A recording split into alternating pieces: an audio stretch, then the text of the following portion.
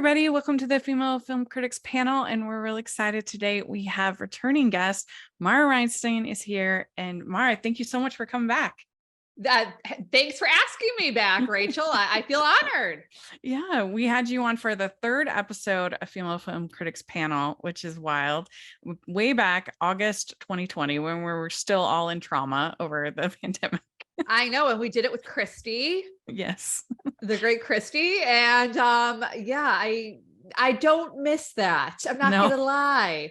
I do not miss Zooming during the pandemic, during a lockdown. No, I do not. Yeah, that was just such an intense experience. And I thought going into it that I'll be fine because I had worked from home for so many years. So Same. So I didn't think it would be that hard, but it was really hard. It's weird. I was at my parents' house in Michigan for 6 months, and I had not lived with them since I was 18 years old in high school. I hadn't even lived in the state of Michigan since I was 18. And it's still hard to believe that it happened. Like, how did that happen? It's craziness, but we made it through. Yeah. I remember when they first canceled things and they were saying that it would be 2 to 4 weeks, I think is what they said as far as the movie theaters. I know. And I was like, yeah, right. It's not going to be that long. Oh my God. I remember seeing Tenet in Ohio with my brother, and like we had to drive to Ohio. Warner Brothers paid for the tickets. They were so desperate for me to go. They paid for the tickets in Ohio. And I wore like the big, almost like a gas mask. It was insane.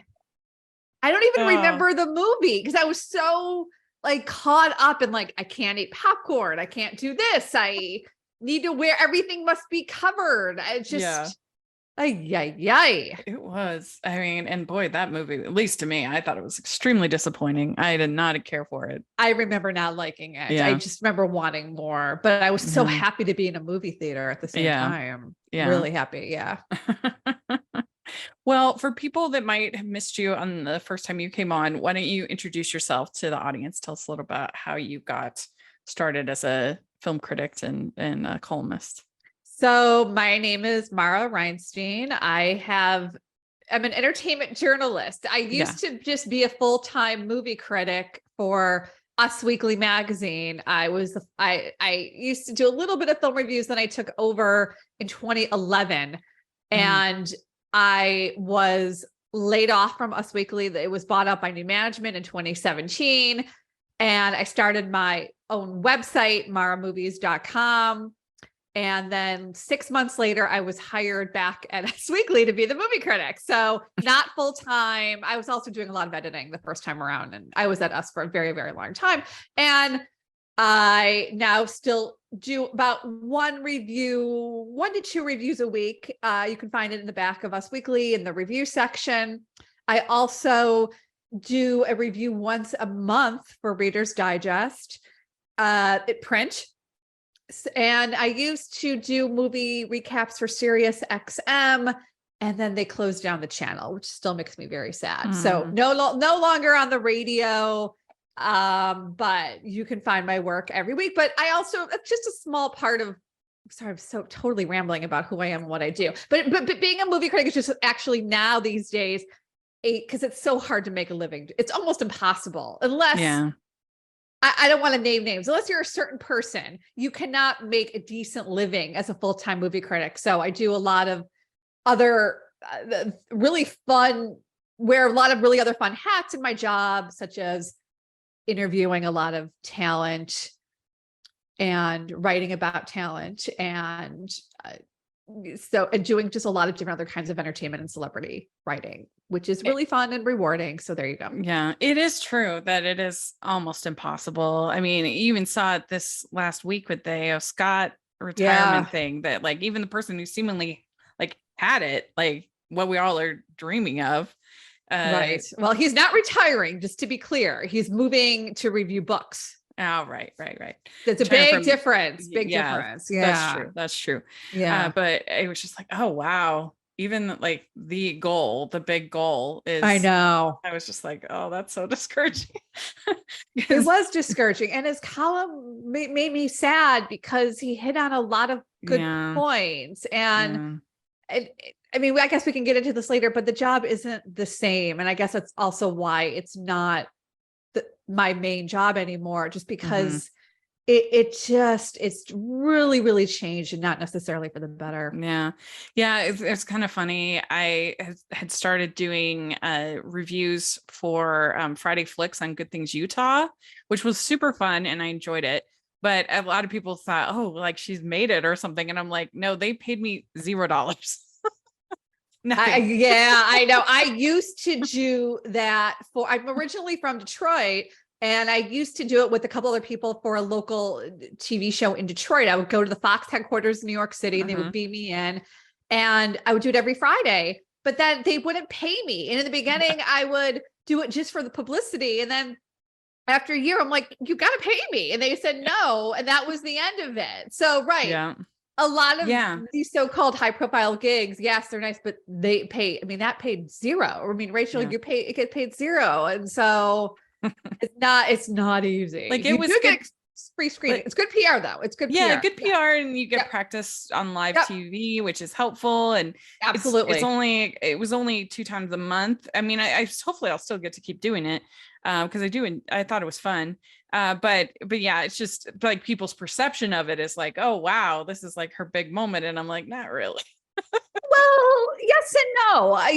It's nice to be on TV. It's Utah. Yeah. It's a nice market, and people. It's a good way to raise your profile, Rachel. Yeah.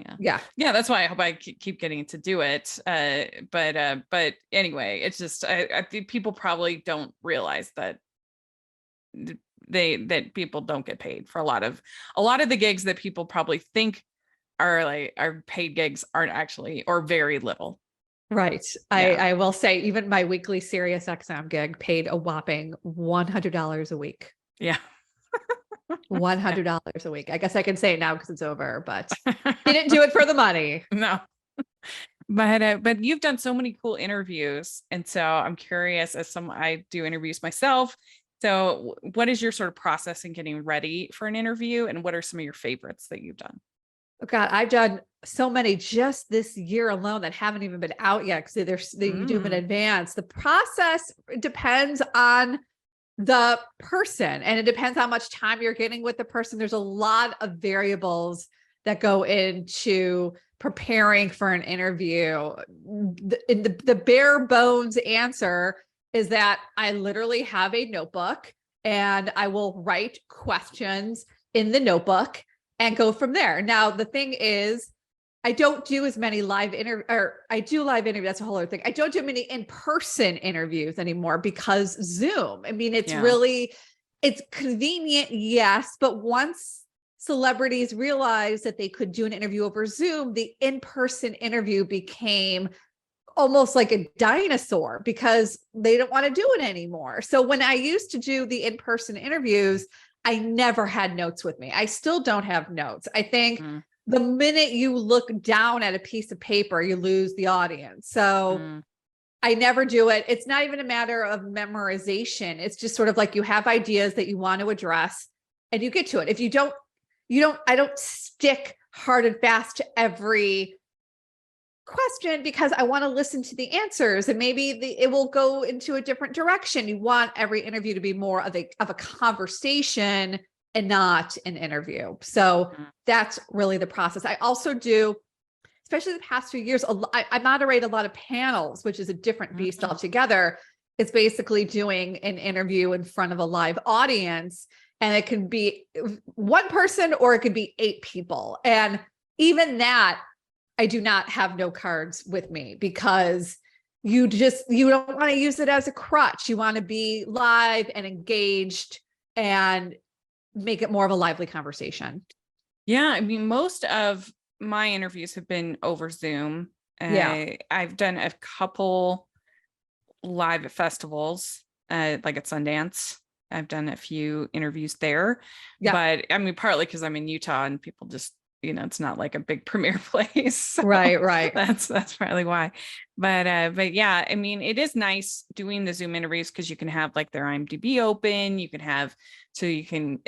helps to get like pronunciations right and things like that right. because you got the information right in front of you. I did, but who wants to take the time? We don't want to stop an interview and look on someone's IMDb. Well, if you have it right up there.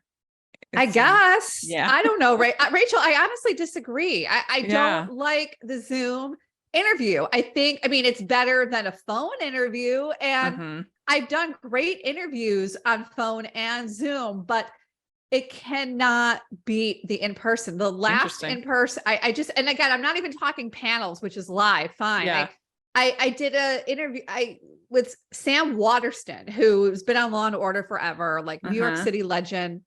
And he wanted to go to breakfast with me. And we went to breakfast on the Upper West Side. And I thanked him, like, thank you for doing this. And he's like, it's enough with the Zoom. And I said, I agree. It's enough with the Zoom. I have literally done interviews with actors who are, I live in New York City, who are 10 blocks away from me, you know, like they're so close. I know where they live. Like, why are we on computer screens? Let's just, it just, I think, like I said, it was not, I guess it was convenient during the pandemic, but now that they know it's an option, they just don't want to do it. In a way, I can't blame them, but it doesn't make for a better interview.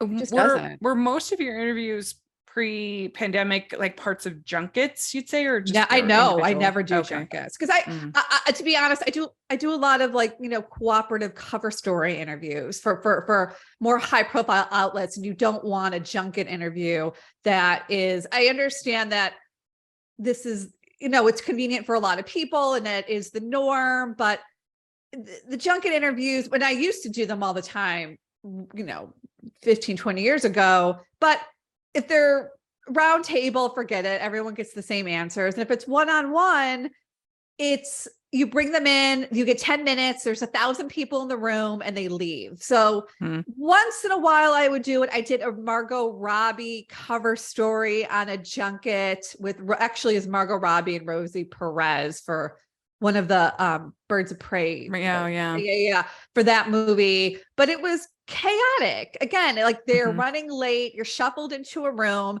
you sit there, you try to be best friends in 10 minutes. There's, again, 10 publicists and handlers in a room listening in, and then you're shuffled away. And just how you're going to get 2,000 words out of that. It's really, really difficult. But the majority of them are not, you get one-on-one time with them in person. It's at a photo, whether it's a photo shoot or, I mean, like I've had coffee with, like, I'm just saying, like Harry Connick Jr. We met once in a, in Le Pan Côte d'Ivoire, which is a big place in New York City, in a corner, or I've had lunch with Sissy Spacek and Robert Redford.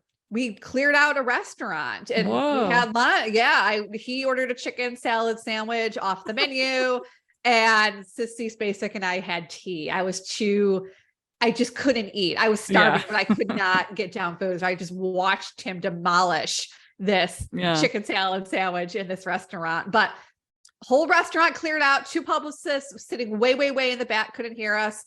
And that was it. I mean, yes, that's unusual, but I just feel like that, okay, let's say that was 5 years ago. I feel like that would never happen now. It would be a joint Zoom interview. And how is that the same? How are you getting color for your story from a Zoom when you could be saying that Redford had a chicken salad sandwich off the menu? It's so much better, such a better detail than he logged in 2 minutes late, right? Right. Yeah, that's true. That's true. Yeah. I've done 2, I guess, technically red carpets. I just did my first, like, movie premiere red carpet at South by Southwest, which was really fun. Okay. And then I did Christmas Con. We did a red carpet. Okay. Because, you know, I cover Hallmark movies. Right. And so that was really fun. And I've done, like I said, a couple other interviews at Sundance Live because I'm, you know, here in Utah. But most of my stuff has been online. I've done a couple online junkets. I did a Ted Lasso one that was really fun. I did one with SS Rajamouli for RRR. That was super cool. Right. They picked 2 of my questions, which I thought was pretty flattering because there were tons of different reporters there on the junket and a few other ones. But yeah, I mean, I would love Mm-hmm. to have, more opportunities like that. Obviously it's hard, like I said, being in Utah. Yeah. But yeah. I know I'm very lucky being in New York, where they're here Yeah. anyway. Being in Utah, yeah, it does hamper you. And in that case, absolutely. And the Line Junket is the way to go for sure. Are you a fan of Rachel's reviews? Do you look forward to Family Movie Night, Female Film Critics panels, or the Talking Disney podcast? If so, please consider supporting the podcast by becoming a Patreon. As a patron, you get to access monthly events such as the watch-alongs and Q&As, where you get to talk to stars and find out the behind the scenes of the movie making industry. And you can pick what I review for Family Movie Night, or even become a guest on the podcast. Podcasts and YouTube channels are expensive, and I really, really could use your help. I would so appreciate it. You also get to be a member of the Facebook group, where we talk about all the films that we're seeing, and we have so much fun. Go to patreon.com/Hallmarkies and select one of the Rachel's fan tiers. That's patreon.com/Hallmarkies. Well, that sounds like you've had some really cool interview opportunities. And you've got a lot of like balls in the air that you're balancing. And I can definitely relate to that as far as your schedule. How do you manage everything? Thank you. I do. And it's stressful. I always say that I panic when I have too much on my plate, and I panic when I don't have enough on my plate. But if I had to choose which panic mode I'd rather be in, it would be too much on my plate, because I kind of thrive on it. And I'm pretty good self-starter, I have to say. Like I said, I worked at Us Weekly for 15 years in-house. And you have to remember, Us Weekly in 2005, before social media, it was really part of the pop culture zeitgeist. And I mean, forget about like the actual content that I wrote, but you had to be so disciplined, because you had to, we closed the issue on Mondays, and every Monday I would get a stack of reporting files, like 5 inches thick. I had to make sense of the reporting files, put together a story that was about 2,000 words, and I had hours to do it. So it really was a boot camp in a lot of ways. So because of that, I really don't have a problem with making sense out of a lot of different kinds of reporting, and managing a lot of different things, and turning it around in a certain fashion under a deadline, because I was so used to doing that week after week after week. It wasn't easy. It took a toll on me for sure, but I became really disciplined because of it. And yes, it was writing about Jennifer Aniston, Brad Pitt, but it still had to be done, right? I get it. It wasn't the war, but it had to be done. And because of that, I learned how to discipline myself. And I like the variety. I like the fact that I can go to a screening in the morning and then do an interview. And then I always transcribe all my interviews and then do some writing. And I don't have kids, which helps a lot. I don't even have a dog, so I'm not like super distracted. Not that kids are a distraction, but I don't have 1,000 other things on my plate. Not to say that I don't have a life. I travel constantly. I run half marathons across the country. I do have a life, but I think my life would be different if I had if I had other things going on in it. But Yeah. I don't even know if this is even coming out right, but no, I get it. It would be a different lifestyle. There's no doubt about it. I could not maintain this if I were running a household. No way. There's no way. Yeah, no, I get it. I do. Cause I'm the same. I thrive on being busy. I mean, every once in a while I might grumble about it, but really when I have something kind of almost every hour, whether it's just, eating a meal or whatever, like just something going on, is when, if I look at my calendar and be like, okay, this is what's happening, then like this week was actually kind of hard because I had jury duty on Tuesday. And so I had this big unknown of like, I can't plan things because what if they pick me? And so that like things like this interview, I'd be like, I think I can do it. I hope I can do it. but Yeah, that kind of like I get it. uncertainty is not my strength. Like I'm much better when I'm like, okay, this is what's happening and I know. Did you ever see the Joan Rivers documentary Piece of Work? I think so. Yeah. I loved Joan Rivers. I mean, I really loved Joan Rivers, and this documentary was just fantastic. And I'm going to say it's, let's say 15 years old, but there's a part of it where, you know, she's in her 80s at this point, let's say late 70s. And she's saying how she hates a schedule with white space on it. Like, and I'm literally looking at my planner right now in front of me. I keep it right in front of me. She wants everything booked up. She doesn't want to see a day with white space. Yeah. And that's kind of how I am. Like once in a while, it's nice to have a white space day, but I like it. I like when things are filled up and you can have a to-do list and cross things out and keep busy. So I get it, Rachel. I do. Yeah. So you have been an editor, as you said, and so what would you say for new writers or critics is like some of the biggest mistakes people make, and what's like the big advice you would give? In terms of writing and editing, you mean? Yeah, like being a movie critic, writing reviews. Oh, in terms of writing reviews. Yeah.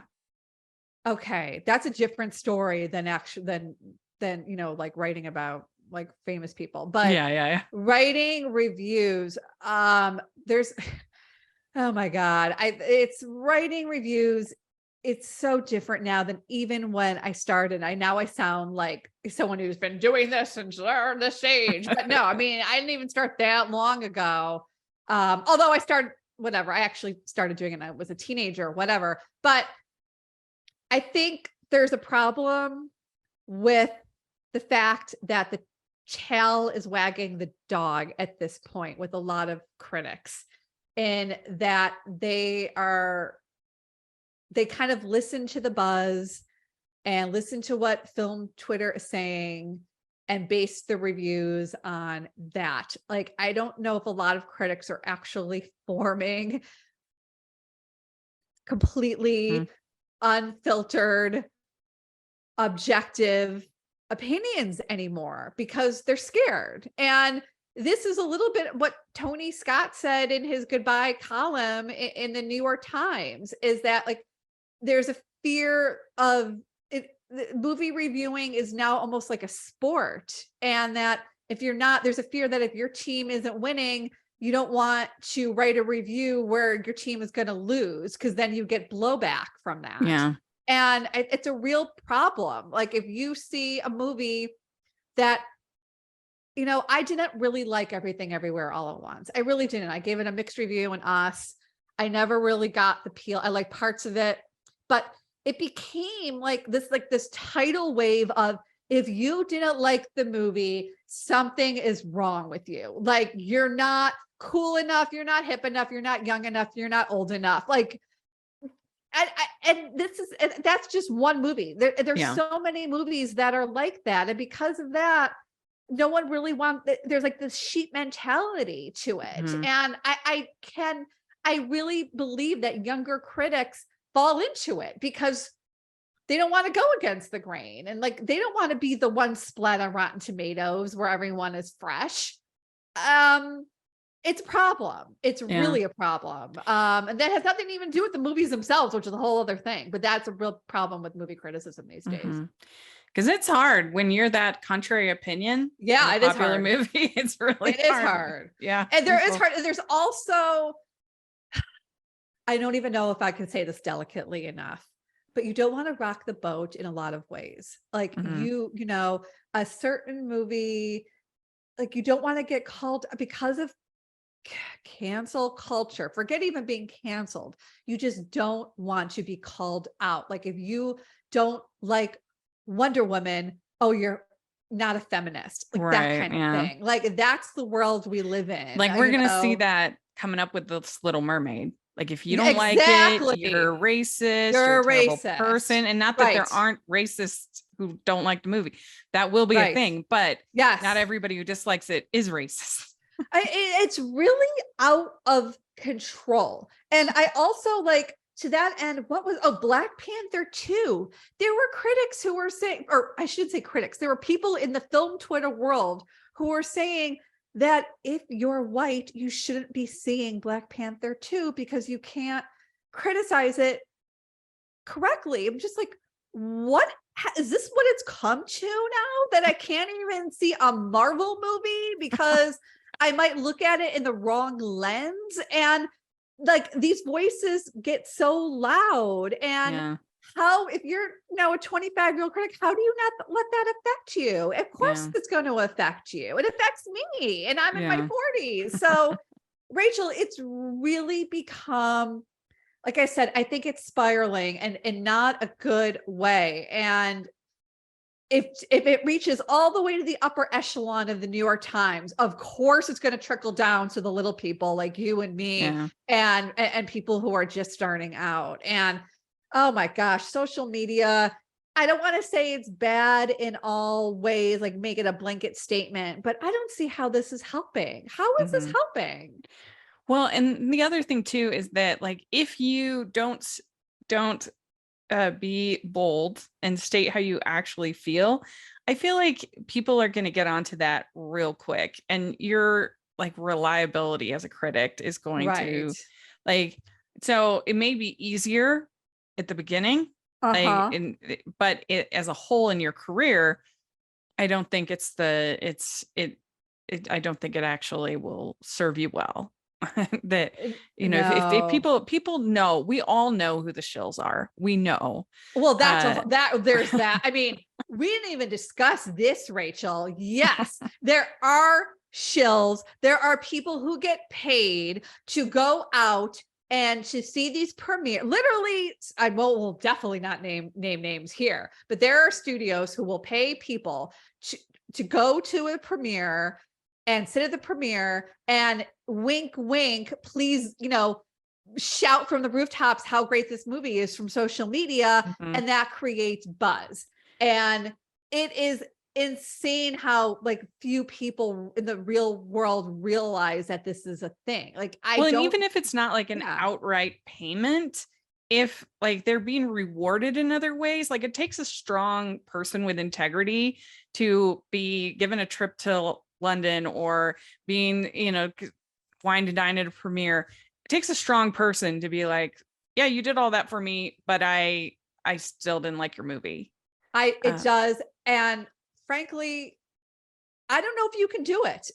It's right. I guess it takes a strong person, but I would honestly feel incredibly guilty if I were flown to London for the premiere of a big movie and then I trashed the movie. Even no matter if I had the right reasons, for all the right reasons, I just think that it would damage not personally, I think professionally, it would damage the relationship. And the studio is not going to be so quick to play ball with you next time. And you're going to need that studio. The studios have the power. The critics don't have the power. The power system has a very big imbalance there. So the answer is don't take the trip.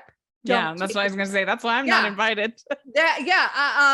It's hard. Listen, and I get why people take the trip, and I get why people, you know, accept the gifts and put it on social media, because most of the time you're sitting in a room by yourself on a screen, and it's not a glamorous job and it doesn't pay well. So you want to take advantage and you want to feel important. I completely understand that. But I personally could not.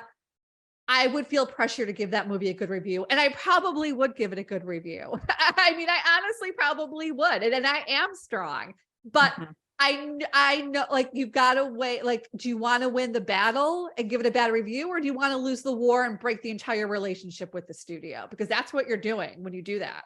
You really are. So you don't just politely decline the trip. That's what you do. I think so. Yeah. And the other, sorry, I'm going to like rail on one more thing. which really bothers me, really to no end. Posts about early reactions. This to me also just makes me crazy, where I go to film festivals all the time. I've gone to premieres before the credits are even over. People next to me are tweeting their reactions because they want to be first, because there's a pressure to be first. because then it gets written up like a Hollywood Reporter, like the movie Air premieres to ravenous reviews, and then they excerpt the tweets, and then you get more likes, and then you get more comments, and increases your following, and then the movie gets buzz. Like, it doesn't matter like what kind of movie it is, but these early reaction posts just encourages people. Like, give it 5 minutes, give it 10 minutes to register. Like, the fact that there is a race to be first now with your reaction is really, really detrimental, in my opinion. Yeah. Yeah. It is interesting when you go to like festivals and you literally see people like right as the movie is done. Oh, everyone does it. I have a friend who, and I called him out on it at Sundance. I'm like, you can't even wait. You can't even wait till those credits are over till you tweet that reaction. Yeah. And I think my friend was taken aback, but I just like, it was finally like, I just couldn't believe. Again, wait till at least the credits are over. I mean, it's insane. Like, how do you have such a strong reaction 30 seconds afterward? Think about it a little bit. It's a race now. Everything is a race to be the best, the first, the boldest, blah, blah, blah. Yeah, it's true. Yeah, it is. Yeah. So let's talk about 2022 movies. Did you think overall it was a good year for movies? No, not? I did not, actually. Yeah. I did not think it was a good year.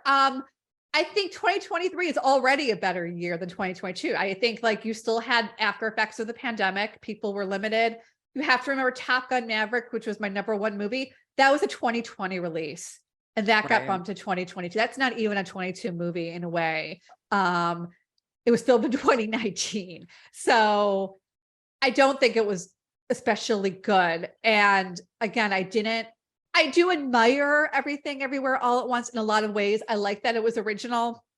I like that it didn't, that stars who were, there were no bankable stars in it, and people went to see it anyway, just based on the quality of their acting.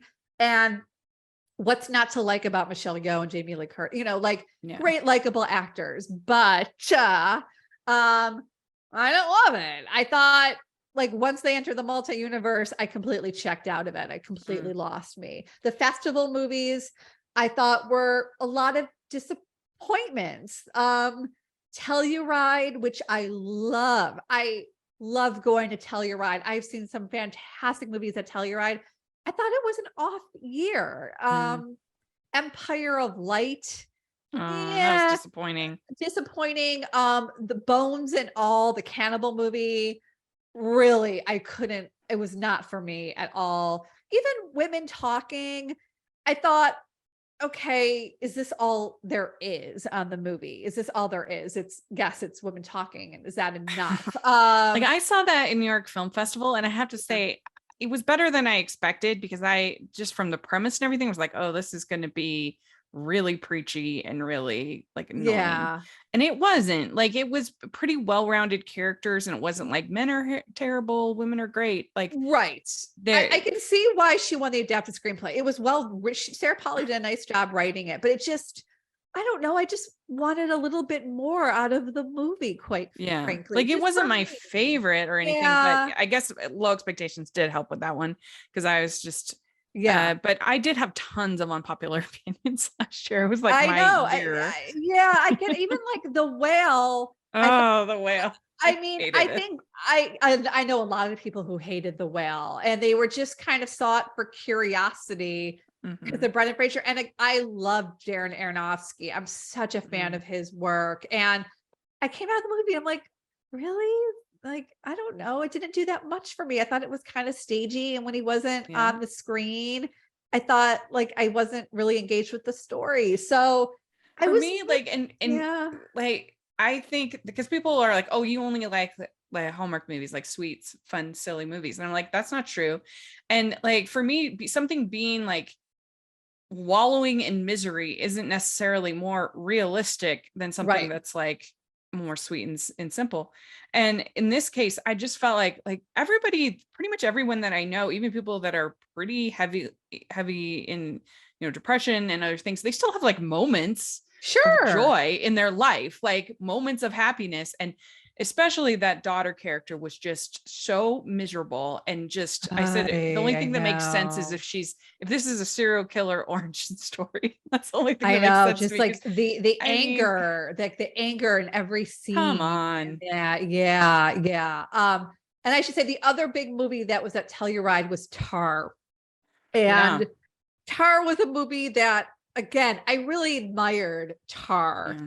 but I didn't, I don't know. I didn't walk away being like, I didn't walk away being blown away, quite frankly. Is a movie to admire. I think it started off on such a weird note with that long New Yorker talk in the Tar, you know what I'm saying? Where she sits for that talk for 20 minutes. And I'm like, is this really happening? Like, when are they, is this a joke? Like, are they going to, I just from there, I don't know. Again, I liked certain passages in it. I love where she's dressing down that student in NYU or at Juilliard, but, I don't know if the movie completely worked for me. And I don't know, like, I looked at my top 10 in 2022 and I'm just like, I don't know if I'd be racing to see a lot of these movies for the second and third time.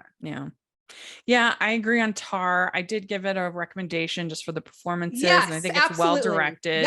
Yep. But I felt like I never got her love of music. Like I never really got into who she, like, what motivates her as a human, very well. And I was thinking about, like, in a movie like Amadeus, let's say, when you really feel, feel how much Salieri loves music and Mozart. Yeah. And Mozart.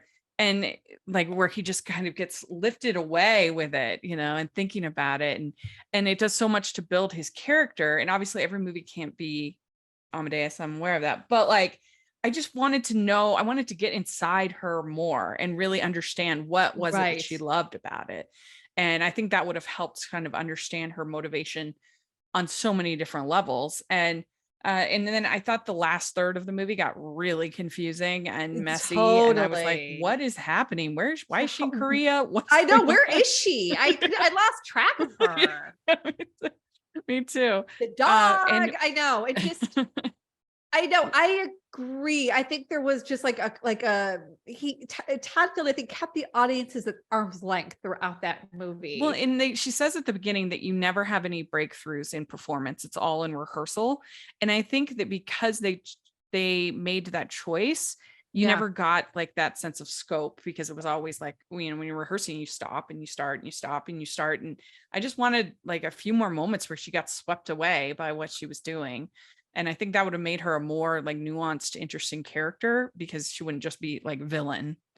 I agree. I agree. I think the movie was inaccessible. I love Amadeus. I gotta rewatch that. I haven't seen it in many years. It's so good. But yeah, I agree. I always say we actually need more Top Gun Mavericks. I honestly, I think we need more crowd pleasers, more people that will get you to the movies. Yes, every once in a while you need a movie that challenges you, like a Tar, like a Women Talking. But the movie industry is in dire straits right now. And I saw a movie a few weeks ago that a few days ago, Air, that's coming out April 5th. The Nike movie with Affleck and Damon. And yeah, I'm looking forward to seeing that. It's not a perfect movie, but I really, really had fun with it. And they don't make movies like that anymore. Like, they're a rarity where it's just like a character drama that's not too heavy, that puts you in a time and place. It's a story you can easily follow. It appeals to a lot of people. And based on a true story, but again, it's not Mozart. But I really hope it does well. It's an Amazon movie, but it's coming out in theaters theatrically. It has a theatrical release. I really am rooting for it in a lot of ways, because I think we need more movies like Air. Another recent one that I just saw at South by Southwest that I would kind of put in that same boat is Tetris. Okay, so I didn't love Tetris. Oh, you didn't? Yeah, I thought it started kind of slow. I was like, I'm not seeing this like crazy story that they built up, but then once it got going, I thought it was pretty fun between like everything going on in the USSR. this kind of unlikely friendship between Alexei and Hank was fun. Right. Right. Agreed. But it just, I don't know. I wanted a little bit more from it. I had high expectations for Tetris, given again that I'm like a child of the 80s, loved Tetris back in the day, but I don't know. I thought that movie went in so many different directions. I had a hard time following it. I thought like the genres were all over the place. So many guys in boardrooms, and I don't know. Like it just left me a little cold. I didn't love Tetris. I really didn't. It's not going to be released theatrically. I don't think it would do well theatrically. It's not that kind of movie. It'll be interesting to see, because at least like we have sort of these true stories that are a little quirky that that it's not getting any release at all. I don't think so. I could be wrong, but I don't think so. But it won't do well. It wouldn't do well. It would it would do okay, but it's just it's a strange story. I agree. I like the fact that it's original and that they try to do something different, but it just like, I don't know. It was a little too all over. I don't know. It just didn't work for me. It's kind of interesting because the Academy has been like supporting these really small kind of indie movies for Best Picture. I mean, you have Parasite, Nomadland, Coda, and then now Everything Everywhere All at Once. I know. So it's kind of this interesting phase that we're in. I don't think it's a good idea. And I loved Parasite. I loved Coda. I wasn't a big fan of Nomadland, but that's a major asterisk because that was 2020 and there were so few releases. But people aren't seeing it. They want it, especially the Oscars is a whole other conversation, but you want to be rewarded with movies that you've seen. At least, Everything Everywhere was a hit. Elvis was a hit. Avatar was a hit. Like there were some Top Gun, obviously. I think they were smart being more balanced this year with a mix of indies and mainstream movies. But a lot of these movies, like I said, it's okay to have a crowd pleaser. It's not a crowd pleaser is not a dirty word. Like that's why I think Air, and even to an extent, like I thought Dungeons and Dragons was fun, and I heard good things. From South by Southwest. Yeah, it was totally fun. Listen, it's not an Oscar movie, but it was fun. It was like light and charming, and it had Chris Pine and Hugh Grant. I think we need more of those kinds of movies because you want the industry to be saved. We don't want these movie theaters to be closing down and the Oscars to be rewarding movies that, like some of these obscure movies. I don't know. I'm really mixed on it, Rachel. And I loved Parasite and I loved Coda so much. It was my favorite movie of 2021, in fact. But I think I mean, I would have loved to have seen Top Gun take Best Picture. I really would have loved to have seen it because I mean, Avatar was my favorite of the nominees personally. I really enjoyed that movie. And then but then Top Gun would have been my second choice. Yeah, I don't know. I didn't love Avatar, the second one. It's hard when it's a sequel, although Top Gun is a sequel, but it was 35 years later. I don't know if it, but I think the first Avatar was just so mind-blowing that you can't get that feeling again of like, oh my God, look at this. And I'm like a big sucker for anything with like water in the ocean. Like I love the ocean so much. And so it was, that alone was probably going to be enough for me to at least recommend it. But I really thought the family story was lovely. And that it was basically an immigrant story. These refugees that are have to assimilate into this new place. And so I really did enjoy it very much. And that whole part with the whale creature. I don't even remember. My mind. That movie kind of was a blur. It was like a 3-hour blur. I don't know. Like the special effects were out of this world and won the Oscar for good reason. But it was long. I had a hard time sitting through it. I had a hard time following it. I thought like parts of it were so reminiscent of Titanic in a weird way also. But listen, a billion people can't be wrong. Like, huge Well, moneymaker. So it was funny because right. Yeah, because people were like, oh, but nobody's talking about it. And what was funny to me is I'm thinking about it, and I'm like, isn't that kind of nice that we all just kind of went to see this movie and without it like resorting into toxic fandom? Like, that doesn't mean that a movie is more loved because there's not like people Well, there's being a difference. terrible I think you don't want toxic fandom, but you also do want, I think you do want people talking about it. I think that helps generate, Mhm. I don't know. I think it's nice when I'm going to go way back here. Like The Sixth Sense came out before social media and Mhm. everyone was talking. Imagine having that ending, that twist ending of Sixth Sense before social media. And there was something in the air about like having to see this movie, right? Yeah. Like you want that. It's true. I feel like you don't have that very much in movies. You do have it occasionally in television, like something like WandaVision or something like that. It's absolutely more prevalent in television than it is in movies. 1,000% agree. Yeah. Were you just like the Last of Us? Yeah, that's a good example. It is. It's just it's like I heard nothing about it going in, and then all of a sudden everyone around me is talking. Have you seen the lab? People are texting me, like editors are asking me, hey, do you think we can get an interview with this person? Like there's a way for it to have people talking about it without it being toxic fandom. Yeah. Well, one thing that was exciting last year was the return of the rom-com. There'd been, as far as theatrically, there'd been like a dearth of rom-coms for many years. Yes. And so last year to have Marry Me and the Sandra Bullock one. Well, I know I can't Lost think of City. it either. Lost City. And then Ticket to Paradise. Ticket to Paradise, yeah.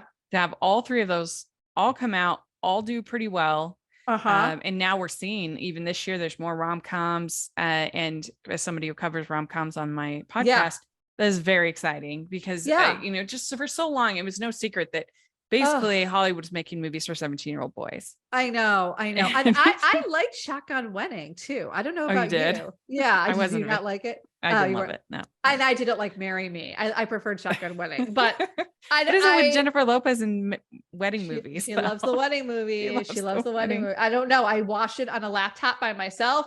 Shotgun Wedding. I was laughing. I mean, like I actually was laughing. So there you go. Ticket to Paradise. I feel like they cut the trailer. They gave everything away, right? Yeah, that's true. That was the problem with it. I enjoyed it. So did I. I was just so happy to be seeing it. Totally. 1,000%.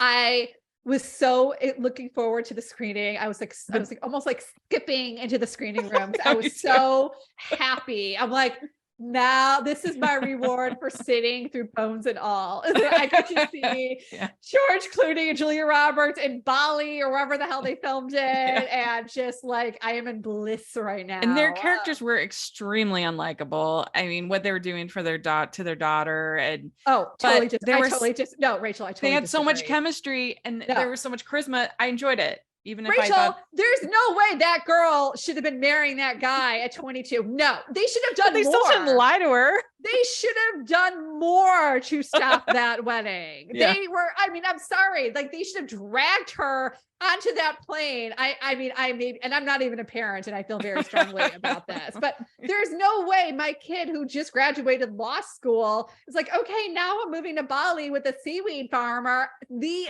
end. No. We'd like to take a second and thank our sponsor for this episode of the podcast. It's the Hallmarkies merch store. Are you looking for that perfect gift for the postable, hardy, or Hallmarky in your life? What about getting that t-shirt or hoodie that will help you stand out at your next holiday party? Now is the time to check out the Hallmarkies merch store. Full of festive designs by artists like Jessica Miller, Carrie from Hallmark Comics, and more. You can even have more than just shirts, but totes, cell phone cases, notebooks, mugs, and more. And it isn't just Hallmark. We have designs for Anna Green Gables, Man from Snowy River, The Nanny, and more. Every purchase at the merch store goes to help support the podcast and allows us to make the great content you know and love.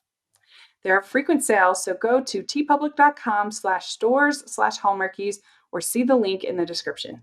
That's tpublic.com/stores/Hallmarkies. Totally disagree. Well, I did enjoy it overall, but a couple other movies I wanted to ask you about from last year, see your take, if you'd seen them.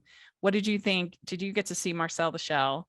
I did. I'm not a big I know we disagree on this. I'm not a big animated movie fan. Okay, it's weird. I've almost phased out of it, where I used to be obsessive. And now, because Us Weekly doesn't do animated movies either. The art doesn't look good on the page. And I've had a series of editors who don't like it. Dating back a decade. It's so funny how it's the one constant. Yeah, where it's just like, it doesn't appeal to the readers. There's just a disconnect. So I've stopped it. I've heard great things about Marcel the Shell, but I never got around to seeing it. I loved it so much. Yeah, I heard great things. Yeah. So no, I have no answer for you on that. What about The Menu? I love The Menu. Yeah. I probably have seen The Menu of all the 2022 releases, maybe because it's on HBO constantly. I've probably seen The Menu more than any other movie in 2022. Not that I loved it more, but like something about it is like so hypnotic. It just, the way it built. I didn't love the ending. Did you love the ending? I didn't love the ending as well. That's why I said in my review, but I think it's because I'm not really a cynical person. So it's a pretty cynical ending. It's very cynical. The ending, I'm going to say the ending has grown on me 3% than when I first saw it. But that is it. Like, I still feel like there could have been another way to get that right. I didn't love that. Yeah. Should we ruin it and say what it is or no? I feel like it's been out long enough. That they all just burn up and making, in flames, making like, I feel like she would try to like save him, or she would just be eating her hamburger. Like, I will give credit to my friend Adam, who said like they should have made the ending more of like The Game. Do you remember the movie The Game, David Fincher with Michael Douglas, where like at the end, it's kind of like a little bit of a David Fincher cult classic, where at the end, like they all realize that like, oh, it's all fake. Like something like that, where they pull back the curtain and they're not all really, like something like that. Yeah. But with The Menu, like I gave it a 7 out of 10 when I first saw it, because of the ending was my main thing. But it was one that just stayed with me. I kept thinking about it. I showed it to my 10-year-old niece. I'm like, that's how I'm like, I've got to show you this. It's so inappropriate. But another interesting one. Did you get to see Barbarian? No, I did not see Barbarian. Okay. Yeah. That was an interesting one too. And I think it gets a long way by its casting, because Justin Long is like so likable in my opinion, so likable as an actor.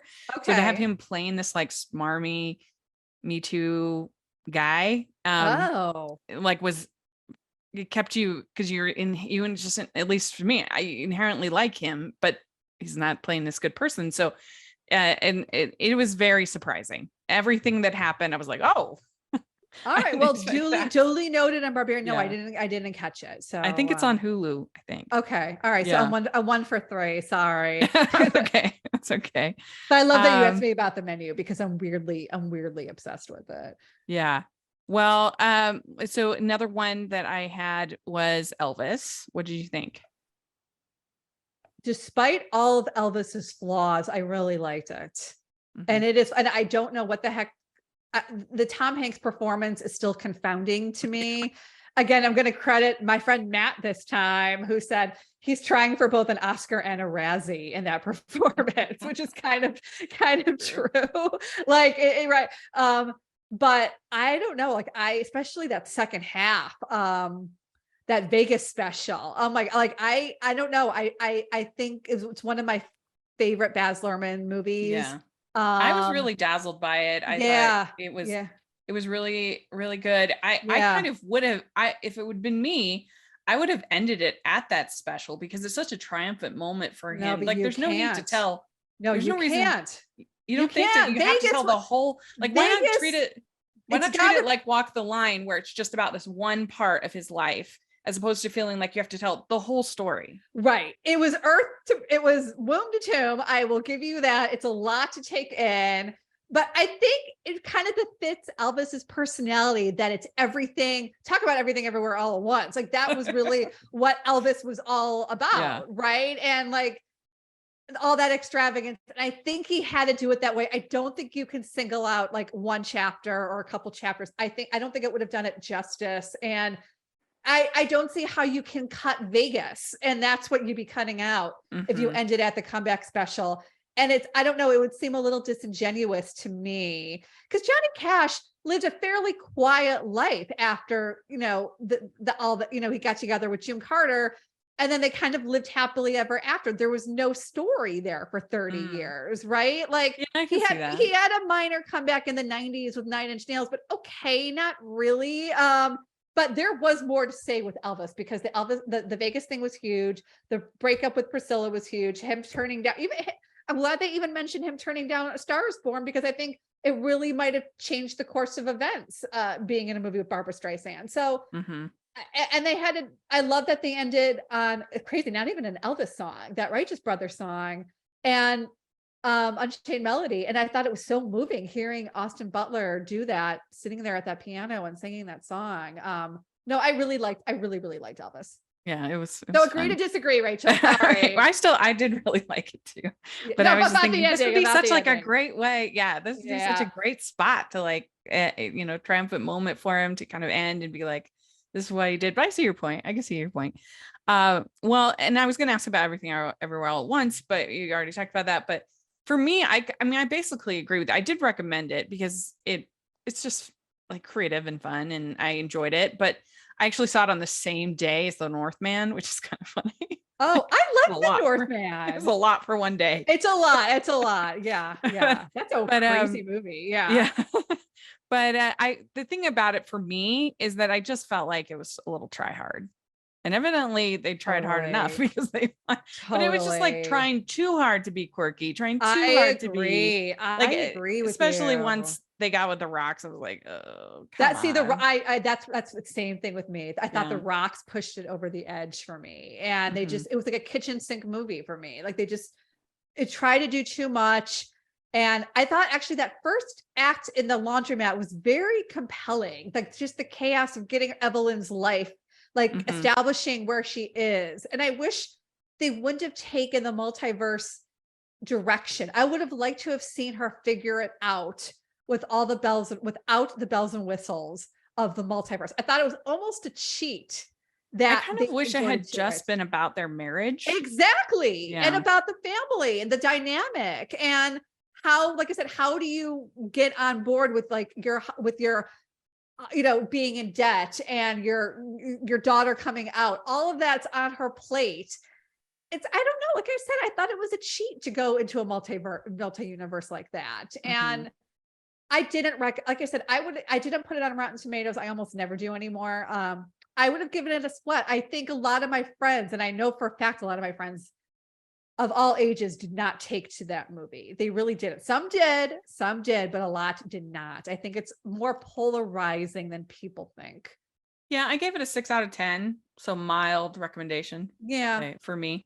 That's fair. It was like creative and I had a good time with it. But like, I don't know. Very ambitious. Yeah. And like people take swings. That's fun. Yeah. And I think like, I didn't have a problem with it winning because I'm like only good can really come out of this. It encourages other people to take swings and other people to try things and have, diverse casts and other things like that might seem like a risk to some people. Now with this, hopefully that will help encourage that. Totally fair. Yeah. I agree. And I think it says something that the movie was a hit especially by A24 standards, the studio. So you raise a lot of good points, but I don't know, the fact that it won as many Oscars as Network, I don't know. Yeah.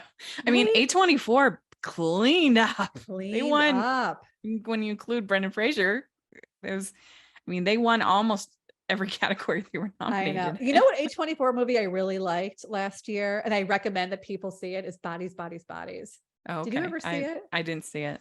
It's more clever. It's a horror movie. It's not an A24 type of movie. But it's fun. And they really stick the ending on Bodies by Bodies. Like it's like that ending no one will see coming. It's not like a gotcha ending either. Yeah, I mean, my favorite from A24 was obviously Marcel. Right, of course. That was my favorite. If people see it on the plane, it's not even 90 minutes long. Nice. It's Pete Davidson, Lee Pace. Like it's got like kind of a random cast. But like it's fun. It's a fun horror movie. Yeah. Also original. So there you go. Yeah. The other one that I really loved, I mean, you said you don't watch that many animated, but I did love The Last Wish, Puss in Boots, The Last Wish. Yeah, I heard it was good. I didn't see it. It was either. so good. I heard it and was good. Yeah. I guess what it impressed me the most about it is that like they did not have to try that hard at all. Like, yeah. They could have easily just put in like some generic sequel and nobody would have thought less of them and everything would have been fine. Right. But the fact they tried so hard with the animation, it was so innovative, so different, so beautiful, with the characters, with the story, with having like an amazing villain, which for Disney, we haven't had a great villain in Disney for so long. Since Mother Gothel, really. I don't think we've had a great villain. There's been a lot of surprise villains. There's been a lot of like generational trauma villains. Yep. Like an Encanto or something like that. Which right, can be fine. Can be fine. Yeah. But I don't know, I just miss this like really evil, really scary villain. I went to see it with in a crowd the second time I saw it, and this little girl was absolutely terrified. Wow. Sitting next to me, she was like, ah. And I was kind of happy about that because you want kids to have reactions. You want them to feel something, and I think a lot of kids actually like being scared. They have fun with it, and they like being challenged, I think, at least a little bit. Yeah. So I was kind of glad that, I don't know, we just had so many vanilla villains. Well, duly noted. I heard good things about Puss in Boots as well. Yeah. I'm glad they brought it. Yeah, they did. Yeah, good they to did. know. So, well, thanks so much for coming and talking with us. We have some fun, silly, fun questions like to end the interview off with. So, okay. You ready? Yeah, okay, I do the same thing when I do interviews. Yeah. I do a little lightning round. All right. Okay. What's the best ice cream flavor? Mint chocolate chip. Okay. What's your favorite color? Purple. Me too. What music are you into right now? 80s pop, always and forever. Nice. What is your go-to date night food? Date night food? You mean on the date? Yeah. Pita and hummus. Oh, okay, good. What is your go-to date night activity if you're going out and doing something? I keep thinking you mean what am I eating before the date? What is activity? Well, yeah. Going to the movies, that's for sure. Yes. It would probably be drinks, dinner. Yeah. You don't get to an activity until you're really into. Well, I mean, if you are going to do the movie date, we always recommend doing movie and then drinks or dinner or whatever. You talk about the movie. Yeah, then you can talk about the movie. Agreed. Yeah. I mean, at this point, if I'm doing a movie date, I'm taking someone to a screening. So, right. But there's no way I cannot think of the last time a guy and I went to a movie theater and paid for tickets. That does not happen in my life anymore. It's weird. Well, it's a little throwback. Well, I also say that I think movies that are a little bit scary are the best movies for a movie date. Yes, agreed. Not murder scary, not terrifying, but just a little bit that you want to Although it's so funny. I think I just remember I took a date to see a screening of Boss Baby. Speaking of animated, I'm just what? I was just gonna say, a comedy is interesting because then you kind of can get a judge on a sense of humor also where they're laughing at certain parts. But I agree about the scary movie though. Yes. Yeah. Well, okay. Which do you like better, dogs or cats? Dogs. Okay. I really do travel every other weekend. If I did not travel as much, I would have had a dog. I would have a dog for sure. Mm-hmm. Never say never. Which do you like better, beaches or mountains? Mountains. Mm-hmm. Okay, good. But I love beaches too. Okay. And what is your favorite holiday to celebrate?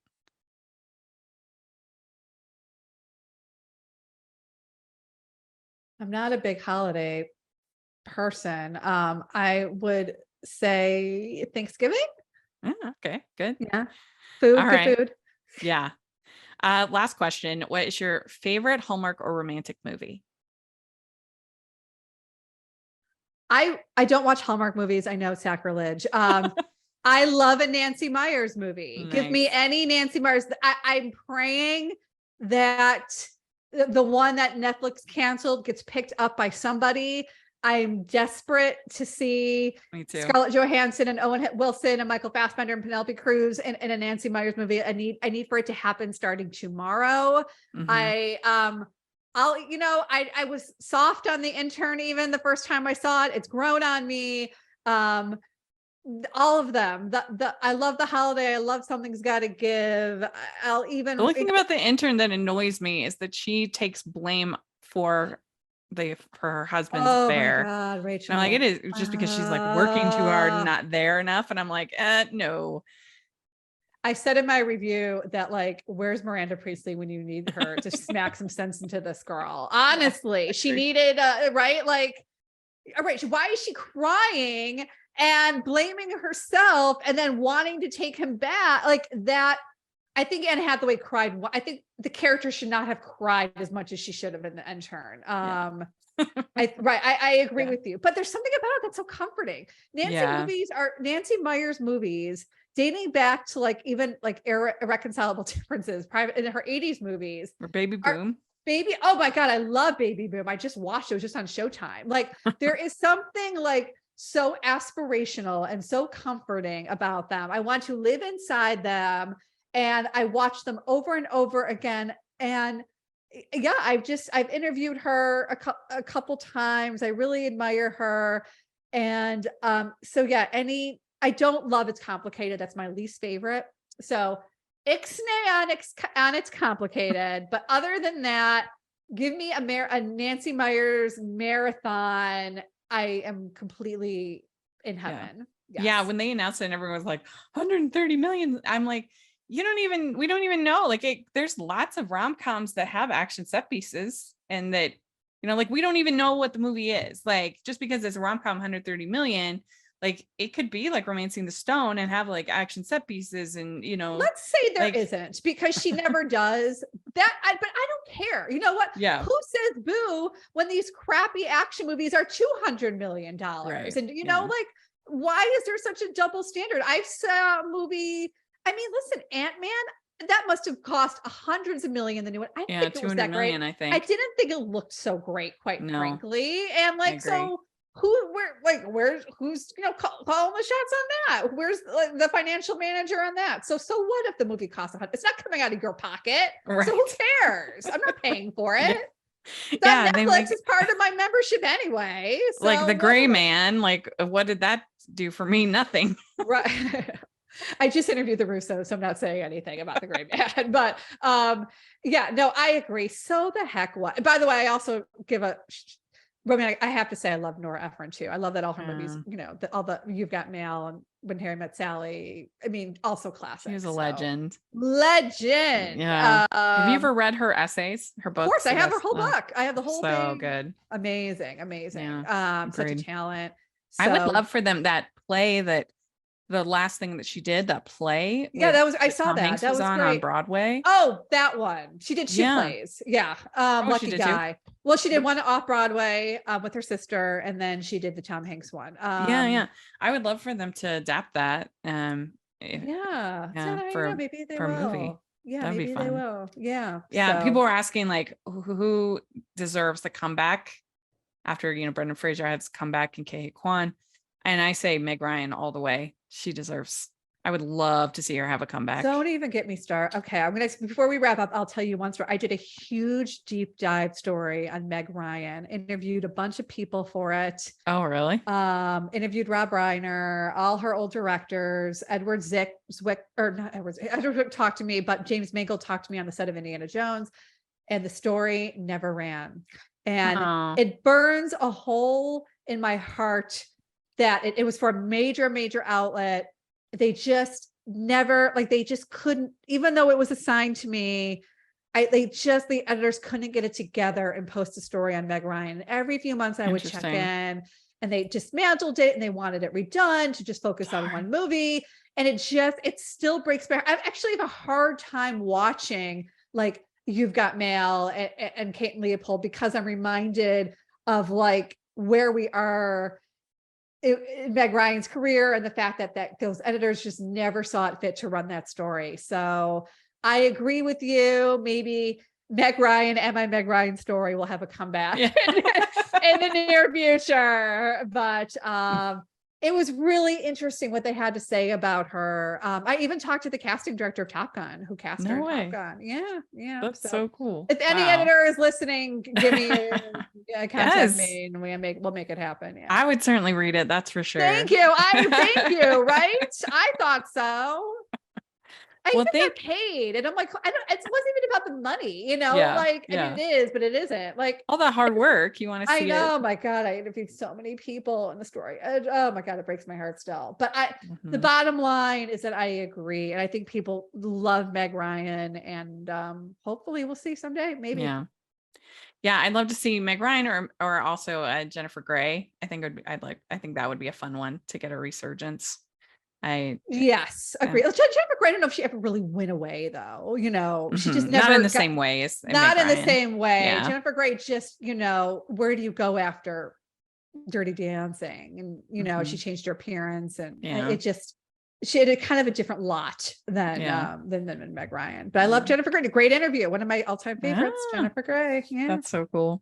She said never leave the house without lipstick on. That's what she told me. There you go. Thank you, Rachel. This was really fun. I really admire you and your career, and so thank you so much for coming and talking with me. And thanks for saying that, and congrats on everything that you're doing. And you've convinced me to watch Marcel the Shell. Oh, yay! Well, very good. Well, if people want to follow you, how do they do that? Your content. It's funny, Rachel, last time I was on, we talked about how I had such bad craziness from that Aquaman review. Yeah. And because of that, my socials, I had to shut down Instagram for the most part. Facebook, everything is private, but I'm still on Twitter at Mara Reinstein. And I'm way too active on Twitter in terms of, if you reach out to me, I will reply. And I'm on it way too much as a time suck, no matter who's the owner. So Twitter is the way to go. The other socials did me wrong. So there you go. Yep. Very good. Well, thanks again. We appreciate it. Thank you. Have a good one. I'd like to thank Mara for coming on the podcast. This was so much fun to get to talk with her, and let us know what you think about all the different things we talked about in the comments or on Twitter. And you can find me at Rachel's Reviews, all of our social media, iTunes, YouTube, and on Rotten Tomatoes. So check that out. Also, make sure you're checking out the Hallmarkies podcast. And if you are listening on iTunes, please leave your ratings and reviews. That really helps a lot. And if you're watching on YouTube, please give the video a thumbs up and subscribe to the channel. I appreciate that so much. Also have the Patreon group and merch store, so please check that out. And thanks again to Mara, and we'll talk to y'all later. Bye.